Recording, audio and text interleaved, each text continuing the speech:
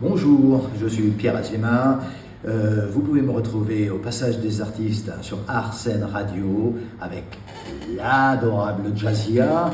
Et je serai sur scène tous les mardis, les mercredis, les jeudis, les vendredis, les samedis et les dimanches au Théâtre de la Contrescarpe dans Zola, l'infréquentable. Merci.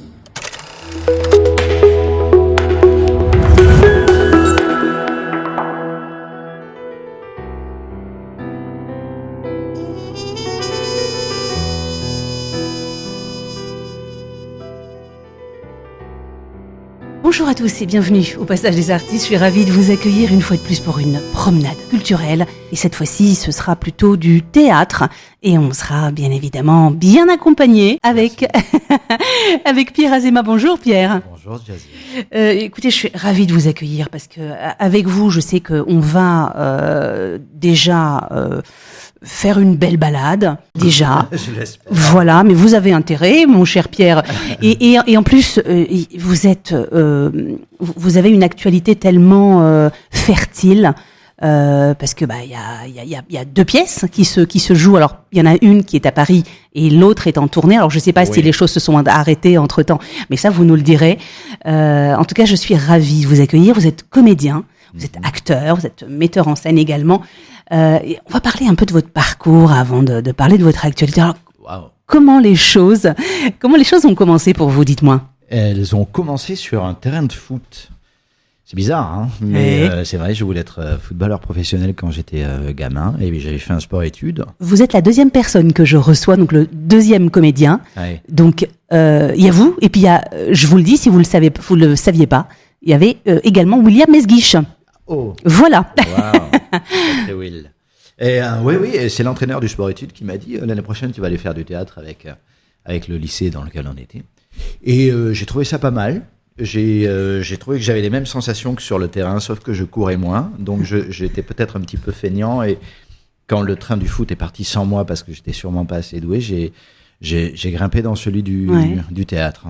Et alors, moi, la question que je me pose comme ça naïvement, pourquoi est-ce qu'à un moment donné, votre prof, ou je sais pas comment on dit, votre entraîneur, vous a proposé d'aller au théâtre, parce que généralement, alors c'est peut-être mes préjugés, mais généralement, théâtre et foot, c'est Alors, c'était incompatible. C'était Monsieur Queléan qui est décédé depuis, et j'étais à son enterrement il n'y a pas très très longtemps. On s'est tous retrouvés là après 40 ans, donc c'était assez émouvant, mais c'était plus un mentor qu'un entraîneur de foot. C'était un très bon entraîneur de foot, mais c'était un mentor, et je crois qu'il a décelé ça chez moi, peut-être plus vibrant que... j'étais aussi le plus jeune, parce que j'avais un an d'avance à l'école, et du coup j'existais en faisant rigoler un petit peu, parce que physiquement j'étais plus petit que les autres, et aussi c'était un âge où les autres avaient déjà leur puberté bien grandissante, alors que moi pas encore. Et du coup j'essayais d'exister sûrement autrement que sur le terrain, et c'est sûrement ça qu'il a senti, et en tout cas il a vu juste, il a vu très très juste, parce que je suis très très heureux dans cette branche-là. En tout cas, il a tapé dans le mille. Dites-moi, Pierre Azéma, on tente le théâtre parce que son coach nous le propose, mais c'est pas tout, parce que j'imagine qu'il faut avoir un peu de talent, il faut avoir un peu de passion, il faut avoir un peu de chance, il faut avoir quelques connexions. Ouais. Comment ça se passe pour vous ? Je crois qu'il faut avoir tout ça. Alors j'étais à Toulouse à l'époque, donc je suis monté à la capitale après quelques années de fac infructueuse, et un papa qui m'a dit bon, maintenant il faudrait que tu bouges, et une armée assez longue à l'époque, c'était 1 an. Et à Paris, j'ai rencontré assez rapidement un vieil Italien avec qui on a parlé de Stanislavski. Et ensuite, c'est lui qui est devenu mon mentor et mon maître, c'était Émile Salimov, qui est toujours vivant et toujours en activité, un Russe, émigré en France, et qui est devenu vraiment mon mentor, mon maître pendant 6, 7, 8 ans. J'ai joué avec lui, j'ai fait son assistant, qui m'a appris beaucoup de choses, et après il a fallu évidemment que je m'en détache un petit peu. Mais c'est ce qui m'a fait partir dans une voie un petit peu, c'est-à-dire que j'ai joué beaucoup de choses russes, beaucoup de choses de l'Est, parce qu'après, par cet intermédiaire, j'ai rencontré Virgil Tanas, qui était un metteur en scène roumain, avec lequel j'ai beaucoup travaillé aussi, mais encore aussi des choses de l'Est, etc. Et petit à petit, comme ça a évolué, et la famille s'est agrandie, j'ai rencontré des metteurs en scène français à un moment quand même, bien sûr, et dont Didier Caron, chez qui j'ai joué d'abord au Théâtre Michel, des pièces qui n'étaient pas de lui. Et après, j'ai fait Colombo avec lui. Colombo avec lui à la mise en scène et à l'écriture, hein, puisque c'est lui qui avait adapté Colombo au théâtre, qui était une pièce de théâtre au départ, et qu'il avait adapté là, donc avec Martin Lamotte qui jouait Colombo. C'était une très très très belle aventure. Et c'était la première fois que je vous voyais au théâtre d'ailleurs. Ah. Ouais. Et voilà. Et après, voilà. On a fait un beau parcours là déjà avec Didier maintenant. Ouais. Ça fait du bien de parler de soi finalement. Ça vous fait du bien. Moi sûrement, oui. Alors, vous parliez de Didier Caron parce que vous avez 2 pièces qui se jouent actuellement. Mais avant de parler de cette actualité-là, moi j'aimerais vous poser la question, puisque vous êtes au centre de ce monde, du monde du théâtre. Comment se porte-t-il aujourd'hui ce théâtre, Pierre Azéma ? Moi, j'ai la sensation qu'il renaît un petit peu, que cette rentrée théâtrale est, malgré encore des difficultés, hein, mais elle est meilleure que l'an dernier. Je sens que les gens ont un peu plus envie de revenir au théâtre. C'est très concret, c'est des coups de fil, c'est des gens qui ne m'ont pas appelé l'an dernier pour venir et qui rappellent là parce qu'ils veulent de nouveau sortir, parce qu'ils se remettent au courant de ce qui se passe au théâtre, etc. Donc c'est très convalescent encore, hein, et les théâtres ont beaucoup de difficultés, mais ça va mieux. Je sens que les gens ont envie de ressortir et que les habitudes de Netflix, etc., voilà, sont en train de passer, quoi. Netflix perd des abonnés en ce moment. J'espère en tout cas que les théâtres vont ressortir la tête de l'eau très rapidement. Alors, lorsqu'on a envie de faire du théâtre, et là, bien évidemment, j'évoque les jeunes, la jeune génération. Cela ne veut absolument pas dire que vous êtes un peu plus ancienne, mais la jeune génération aujourd'hui, lorsque vous avez un jeune passionné qui a envie d'en faire son métier, quel serait le premier conseil que vous pourriez lui donner ? C'est très difficile de donner un conseil. Les parcours sont tellement différents. On en parlait avec Bruno Pavio, avec qui je joue en ce moment. C'est très délicat de donner des conseils. La seule chose c'est que le travail paie toujours. Et que donc, la première des choses, c'est de travailler. Il faut faire. Et quand on met de l'énergie dans quelque chose, on la retrouve. Elle revient tout le temps. Et elle fait le tour de l'univers et elle revient, généralement. Et puis on ressort sur cette énergie qu'on a envoyée qui nous revient, et on en remet encore une couche, et voilà. Mais je crois que le principal, c'est ça, c'est le travail, et travailler avec plaisir. Donc ça veut dire rencontrer les bonnes personnes, et si on n'est pas bien avec quelqu'un, un prof, un metteur en scène, on change. Un peu comme un psy. Et un peu comme un psy peut-être, ouais. Mais en tout cas, il ne faut pas avoir peur de changer. Si ça ne va pas, on ne perdra rien à laisser des inconvénients de côté, quoi. Travailler avec dans le plaisir. Je crois que le plaisir, c'est une des caractéristiques du théâtre anglais, par exemple. Je sais que dans l'enseignement, les Anglais parlent du plaisir comme une des plus fortes, une des qualités les principales à avoir sur un plateau, au-delà de toutes les méthodes, etc. Le plaisir. Pierre Azéma, alors à tort, je rappelle votre nom parce que parfois on a des auditeurs qui arrivent et qui ne savent pas qui est mon interlocuteur. Alors Pierre, moi il y a une question que je me pose parce que je ne suis pas dans ce milieu, contrairement à ce que parfois les gens pensent. Je n'ai jamais fait de théâtre de ma vie. Ça ne m'empêche pas de l'aimer d'un amour fou. Et je me posais la question, est-ce que c'est un peu comme certains domaines, un peu entre parenthèses privilégiés, à tort ou à raison, on a tendance à croire que le monde du théâtre, il faut avoir des connaissances, il faut avoir du réseau pour pouvoir en faire de manière professionnelle. Alors, s'il y a bien un exemple que c'est pas obligatoire, c'est moi, parce que mes parents ne sont pas du tout dans le métier, je viens de Toulouse. Alors évidemment que si on connaît des gens dès le départ et que on tombe dans les bons cours ou que je sais pas, si on passe toute son enfance dans des coulisses, on sera plus à l'aise quand on arrivera la première fois. Mais ça, c'est comme pour tout. Et c'est comme pour tout.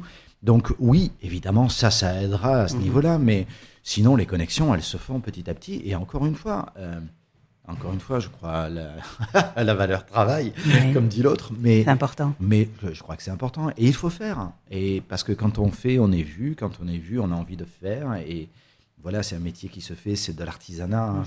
C'est plus, moi, je considère que c'est plus proche de l'artisanat que de l'art. Il faut faire. Et puis, des fois, la chaise tient en place. Des fois, elle ne tient pas. Elle tombe. On la refait. On se demande qu'est-ce qui n'a pas marché. Pourquoi ce pied a cassé ou pas. Est-ce que ce sera plus belle avec des ornements ou pas. Voilà, il faut faire et faire et faire. Alors, on connaît le Pierre Azéma au cinéma, également sur scène. Si vous deviez choisir, ce serait compliqué. Oui, mais lequel vous donne un peu plus de ce petit supplément d'âme, vous savez, ce petit plus? Alors, ma réponse est très claire. C'est-à-dire que pour l'instant, c'est au théâtre majoritairement, mais parce que j'ai des rôles magnifiques au théâtre. C'est ça. Et ça fait quelques années que j'ai la chance d'avoir des rôles magnifiques au théâtre. Je confirme.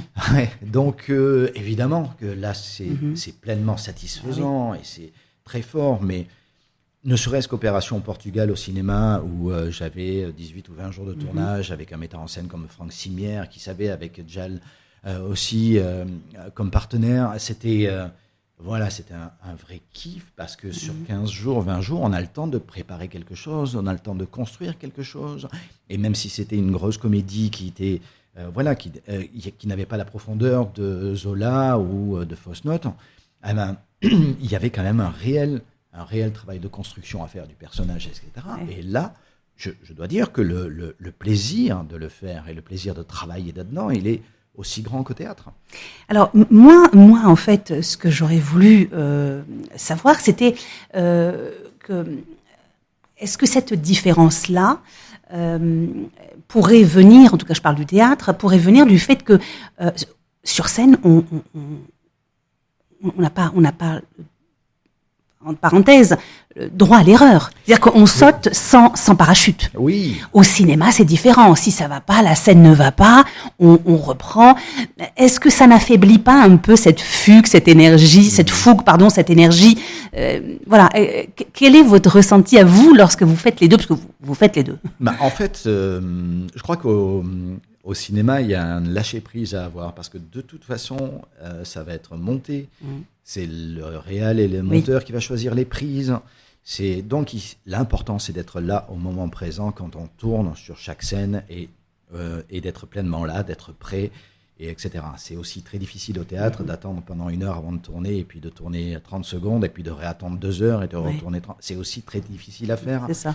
Il y a très peu de répétitions au cinéma, donc c'est aussi très difficile d'arriver comme ça, prêt, sans répétition. Au théâtre, on a 2 mois de répète, enfin, plus trop maintenant, mais 1 mois et demi de répète. Et on a le temps de connaître bien les partenaires, on a le temps d'établir des vraies connexions, etc. Alors après, c'est vrai qu'on arrive sur le plateau, on est là, et puis c'est ce moment-là qui est là, mais c'est la même chose, il faut être présent au moment où le rideau se lève, etc. Je crois que le droit à l'erreur ou pas le droit... Je crois que faire du théâtre en se disant j'ai pas le droit à l'erreur, c'est déjà se mettre des barrières, parce que non, c'est déjà pas bon. Oui, on a le droit de faire toutes les erreurs. Il faut savoir les gérer, parce qu'il y en a à chaque représentation. Il n'y a pas de représentation parfaite. Et voilà. Mais en tout cas, la différence entre le cinéma et télé, j'ai toujours beaucoup de mal à répondre, parce que je ne connais pas la différence entre un comédien et un acteur, par exemple. En tout cas, ce sont 2 sensations différentes qui vous vont très bien. Voilà, c'est ça. Alors c'est vrai que c'est d'autres techniques, etc., qu'il faut apprivoiser des 2 côtés, mais voilà, ce n'est que technique finalement. Est-ce qu'il y a eu des projets qui ne vous convenaient pas, que vous avez refusés? Oui, mais je n'en parle pas, parce qu'ils sont très bien convenus à d'autres acteurs, et tant mieux pour eux. Pour quelles raisons? C'est soit des raisons de planning, soit, comme vous venez de dire, on se sent pas dedans, le sujet n'allume pas en fait la créativité ou l'imagination. Moi, je pense que je fais des fois quelques coachings, tout ça, et je dis aux gens en face de moi, mais en fait, vous allez le sentir dès que vous êtes dans le juste. On le sent dès qu'il y a l'imagination qui se met en route et que, d'un coup, poum, poum, ça s'allume, c'est des pétillements, ça se sent. C'est un peu comme une rencontre amoureuse ou comme une histoire amoureuse. On le sait tout de suite. Et quand on vous donne un projet, vous le savez tout de suite. Ah oui. Et Bruno Pavieux, d'ailleurs, me disait ça la dernière fois et j'ai trouvé ça très, très juste. C'est un de ses profs, je crois, qui lui avait dit que la relation avec un personnage, c'est une relation amoureuse. Oui. Voilà, donc au début, c'est plein de lumière, etc. Et puis après, il peut y avoir quelques anicroches parce qu'on commence à se connaître, parce qu'il commence à y avoir les premiers défauts qui apparaissent. C'est ça. Du coup, on est un petit peu en retrait, mais que ça se construit comme une histoire d'amour. J'avais trouvé ça. En tout cas, la métaphore est plutôt juste. On va parler de Didier Caron, parce que moi, j'ai eu également l'occasion de venir voir Fausse Note et Zola l'infréquentable. Deux merveilleuses pièces. Et il se trouve que ce sont des pièces signées Didier Caron. Ouais. Alors, Didier qui vient au départ quand même de la comédie. Ouais. Et qui n'avait écrit que des comédies jusqu'à Fausse Note. Je crois que Fausse Note, c'était vraiment un défi qu'il avait eu, qui s'était lancé d'écrire d'abord pour 2 seulement, et ensuite un drame. Et pour une première, je trouve qu'il a fait assez fort, parce que c'est une des pièces les plus fortes que j'ai eu à jouer moi. Avec un suspense et avec quelque chose de très cinématographique dedans. Alors une pièce très éprouvante à jouer, mais avec des spectateurs. Moi, j'ai rarement eu des retours comme ça de spectateurs qui sortent sans voix. C'était bouleversant. C'était bouleversant. D'autant de temps que moi pour en sortir, etc. Et puis maintenant, Zola, qui est au départ d'ailleurs une commande de la Contrescarpe, de Maud Mazur et Dominique Gosset, qui sont les directeurs, et qui voulaient quelque chose sur Zola. Et Didier a cherché pendant longtemps l'angle d'attaque pour écrire ça, parce qu'il y a beaucoup de choses qui ont été faites sur Zola. C'est sûr. Donc il a trouvé ce truc-là, cette rencontre avec Léon Daudet, qui est vrai, qui était le fils d'Alphonse Daudet, et qu'il va retrouver chez Alphonse Daudet le soir de la dégradation de Dreyfus, à laquelle Léon Daudet a assisté pour Le Comte du Figaro, dans lequel il l'écrit. Et il va lui raconter cette merveilleuse journée qu'il a passée, puisque c'est quand même un antisémite plus, qui touche les étoiles. Et l'article qu'il va écrire pour Le Figaro le lendemain, ça va indigner. J'accuse. Et alors, ça, c'est l'article que Daudet va écrire, va indigner Zola et va faire qu'il rentre dans l'affaire Dreyfus, qu'il regardait de loin jusqu'à présent, et qui va rentrer dans l'affaire Dreyfus, et ça va se terminer, ça va passer par J'accuse et son exil. Pendant pratiquement un an, 11 mois quand même d'exil. Que vous racontez sur scène. C'est dans la pièce. Et au final, sa mort, puisque maintenant, il s'avère que c'est de notoriété. Maintenant, c'est pratiquement sûr que tout le monde s'accorde à dire qu'il a été assassiné par l'extrême droite, qui a bouché sa cheminée. Donc c'était. C'est un destin complètement extraordinaire. Dans lequel et un sujet qui reste encore d'actualité. En fait, on s'aperçoit à travers les mots de Daudet que la rhétorique est la même, en fait, maintenant. C'est d'autres personnes que les Juifs, mais la rhétorique est la même. Et s'il n'y avait pas des garde-fous qu'on a maintenant qui feraient que Daudet, avec les mots qu'on entend et qu'il dit, là, maintenant, serait en prison, parce qu'il n'aurait pas le droit de dire ça, et à juste titre, mais sans les mots, on s'aperçoit quand même que la rhétorique est la même et que la digue est vraiment très, très fine. Alors, Pierre Azéma, moi, je voudrais également évoquer, puisque vous me tendez également la perche, parce qu'on parle de choses qu'on ne peut plus dire, et j'ai l'impression qu'on tombe aussi un peu dans les travers. C'est-à-dire que, certes, il y a des choses qu'on ne peut pas dire, mais aujourd'hui, il y a tellement de choses qu'on ne peut plus dire. C'est-à-dire que c'est tombé dans les extrêmes. Et aujourd'hui, même le rire en pâtit. Vous en pensez quoi, vous, de tout cela ? Je crois que c'est vraiment des questions de dosage et que chacun doit faire... En fait, il y a des lois. On est en société, il faut des lois pour que ça fonctionne. Il y a des lois. Une loi, ça a sa limite. Et évidemment qu'un petit peu plus loin, on n'est pas tout à fait, mais on est hors la loi. Et pourtant, c'est pas ce qu'on voulait faire. Un petit peu avant, si on reste, on est un petit peu langue de bois. Et pourtant, c'est pas ce qu'on voulait faire. Et donc, je crois que c'est évidemment qu'autour de la loi, ça navigue, etc. Mais c'est pas si grave que ça. Il y a toujours des gens pour pousser le bouchon un petit peu plus loin. Ils se font taper sur les doigts, mais c'était pour rire. Si ça ne fait plus rire, moi, c'est ça mon truc. Si ça ne me fait pas rire, il n'y a aucune excuse, en fait. Mais le rire Quand ça me fait rire, j'ai toujours du mal à ne pas adhérer, quoi. Mais le rire est subjectif. Vous êtes d'accord avec moi? Ce qui vous fait, voilà. Moi, c'est ça que, moi, c'est cette limite qui me fait peur. C'est-à-dire que je me dis, parce que parfois, on a des propos qui ne sont pas toujours bienveillants, mais je me dis, si cela correspond à une certaine catégorie, mais que ça ne me correspond pas, je n'ai presque pas le droit d'interdire. Ouais. Alors je vais parler de politique parce que j'ai que ça en tête, par exemple Zemmour ou Salman Rushdie par exemple qui évoquaient certaines choses. Moi, à aucun moment, je me suis sentie visée dans leurs propos.